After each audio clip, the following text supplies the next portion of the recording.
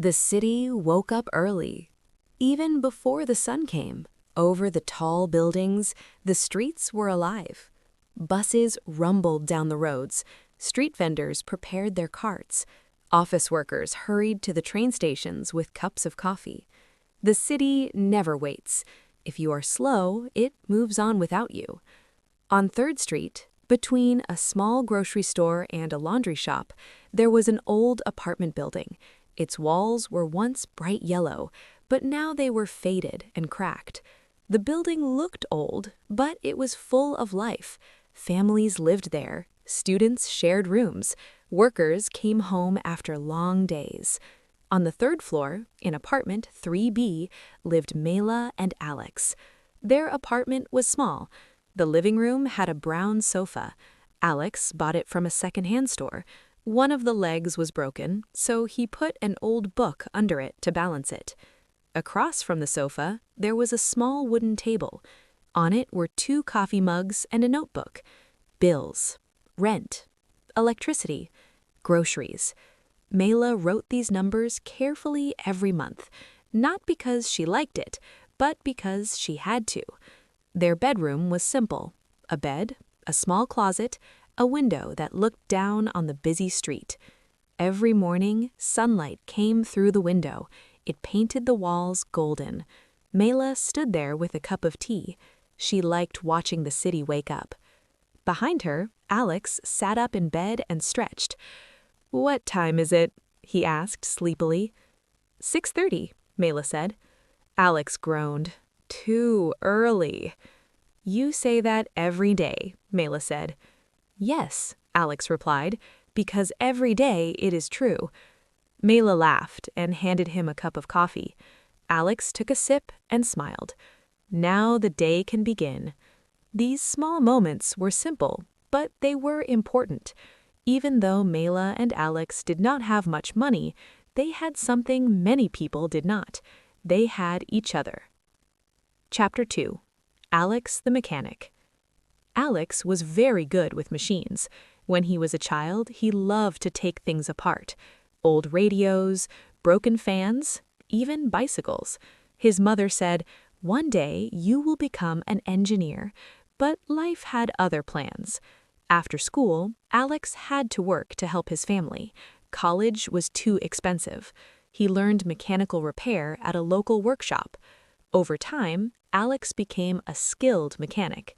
For 4 years, he worked at Riverfront Motors, a small garage. The garage was not fancy. Its floor was dirty with oil. Tools hung on the walls, but Alex liked the work.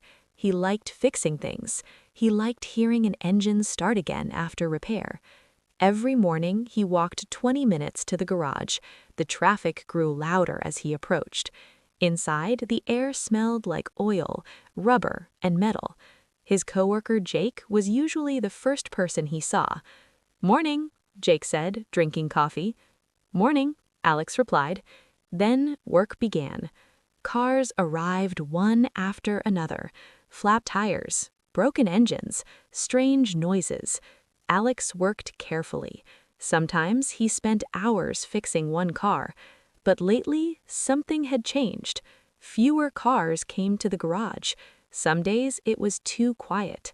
Quiet was never good for business. Chapter 3. The Bakery on the Corner.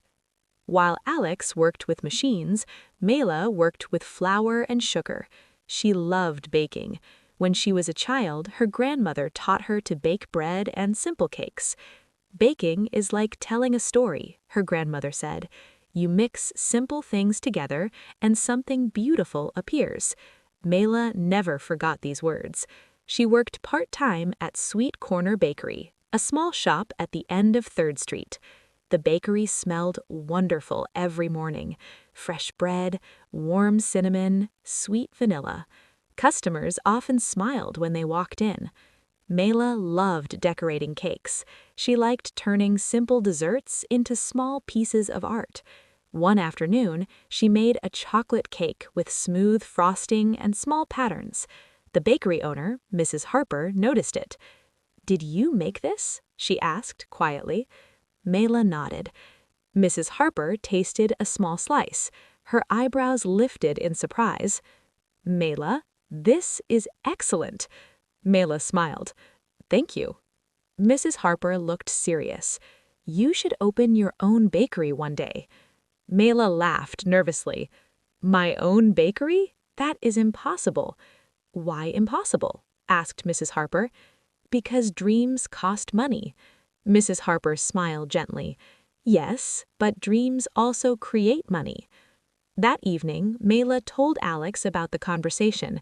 They were eating soup at their small table. "You should do it," Alex said.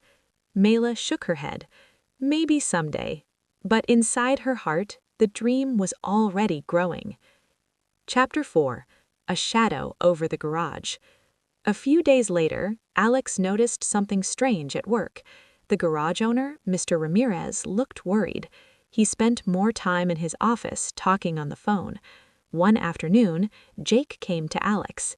"Something is wrong," he said quietly. "What do you mean?" Alex asked. "I heard Mr. Ramirez arguing with the landlord." Alex frowned. "About what?" "Rent." Alex looked around the garage. He saw fewer customers, old equipment, empty parking spaces. A heavy feeling settled in his chest. He did not want to believe it, but deep down he understood. Something bad was coming.